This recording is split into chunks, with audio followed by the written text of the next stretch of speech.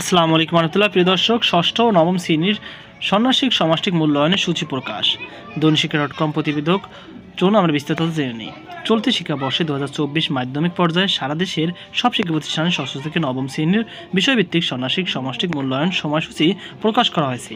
বুধবার মাধ্যমিক ও উচ্চশিক্ষা অধিদপ্তরের সহকারী পরিচালক মাধ্যমিক 2 SM জিয়াউল হায়দার হেনরি স্বাক্ষরিত এক চিঠিতে এ তথ্য জানানো হয়েছে। চিঠিতে বলা হয়, 2024 শিক্ষাবর্ষে সারা দেশের মাধ্যমিক পর্যায়ে সব শিক্ষা প্রতিষ্ঠানে ষষ্ঠ থেকে নবম শ্রেণীতে জাতীয় শিক্ষাক্রম 2022 এর আলোকে প্রণীত পাঠ্যপুস্তক ও অন্যান্য শিক্ষণ সামগ্রীর মাধ্যমে শিক্ষণ কার্যক্রম পরিচালিত হচ্ছে।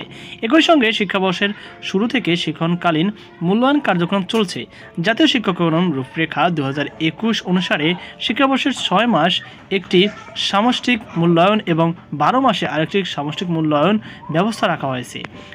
সে অনুসারে জুন মাসের শেষার্ধে বা জুলাই মাসের প্রথমার্ধে ষান্মাসিক সামষ্টিক মূল্যায়ন সম্পন্ন করা প্রয়োজন। 2024 শিক্ষাবর্ষে প্রথমার্ধে জাতীয় নির্বাচন, তীব্র শৈত্য প্রবাহ, রমজান ও ঈদ উল ফিতর এবং তীব্র দাবদাহের কারণে শ্রেণী কার্যক্রম বিঘ্নিত হয়েছে। তদুপরি জুন মাসের শেষার্ধে ঈদ উল আজহা ও গ্রীষ্মকালীন ছুটি থাকায় ষান্মাসিক সামষ্টিক মূল্যায়ন জুলাই মাসের 7 তারিখ থেকে শুরু করার সিদ্ধান্ত নেওয়া হয়েছে। ষান্মাসিক সামষ্টিক মূল্যায়ন কার্যক্রম পরিচালিত সময়সূচি প্রণয়ন করা হয়েছে। প্রকাশিত এই সময়সূচি অনুযায়ী ষষ্ঠ থেকে নবম শ্রেণীর ষান্মাসিক সামষ্টিক মূল্যায়ন করতে বলা হয়েছে। তো প্রিয় দর্শক, দেখতে পাচ্ছেন একটি নোটিশের মাধ্যমে এটি চূড়ান্ত করা হয়েছে। তো এই ছিল আমাদের সর্বশেষ আপডেট। এই সংক্রান্ত আপনার কোনো মতামত থেকে থাকলে অবশ্যই কমেন্ট বক্সে জানাবেন। সকল বাতাংশ থাকুন। আজকে পর্যন্ত, আল্লাহ হাফেজ।